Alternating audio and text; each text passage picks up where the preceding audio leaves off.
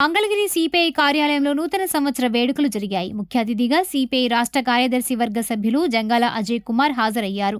ఈ కార్యక్రమంలో నియోజకవర్గ కార్యదర్శి చిన్ని తిరుపతయ్య, కంచర్ల కాసయ్య, యార్లగడ్డ వెంకటేశ్వరరావు, చిన్ని సత్యనారాయణ తదితరులు పాల్గొన్నారు.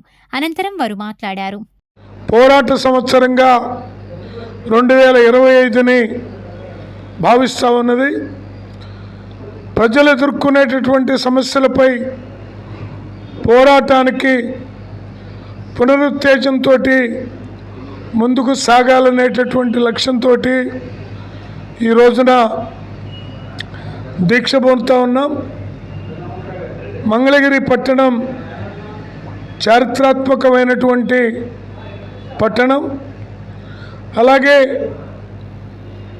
ఈ మంగళగిరి నియోజకవర్గంలో అత్యంత ప్రాముఖ్యత కలిగినటువంటి అనేక అంశాలు మంగళగిరి నియోజకవర్గంలో ఉన్నాయి. ఇక్కడ ఉన్నటువంటి చేనేత కార్మికుల యొక్క సమస్యలు ఇంకా సమస్యలుగానే ఉన్నాయి.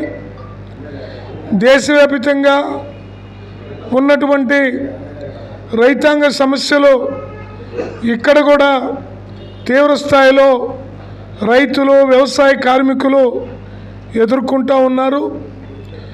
రాబోయే రోజుల్లో సిపిఐ జాతీయ రాష్ట్ర సమితి పిలుపులనే కాకుండా మంగళగిరి నియోజకవర్గ సమగ్రాభివృద్ధి కోసం పాటుపడటానికి పునరంకితమవుతామని 2025వ సంవత్సరం పోరాటాల సంవత్సరంగా పరిగణిస్తూ ఉన్నాం.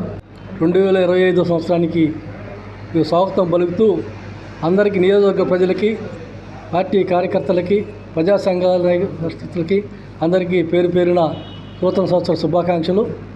మన భారతదేశంలో ఎన్డీఏ ప్రభుత్వం అధికారంలో వచ్చి 10 సంవత్సరాలు అవుతుంది.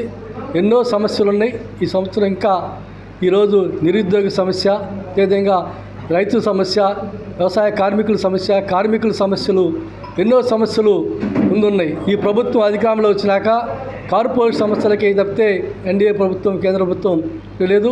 ఈరోజు డబుల్ సర్కార్ అని ఈరోజు డబుల్ ఇంజిన్ సర్కార్ నడుస్తుంది మన రాష్ట్రంలో. ఎన్డీఏ ప్రభుత్వం యొక్క విధానాలని, ఆర్ఎస్ఎస్ విధానాలని కేంద్ర రాష్ట్ర ప్రభుత్వాలు రెండు అవలంబిస్తూ ఈరోజు సామాన్య ప్రజలకి భారాలు అవుతుంది.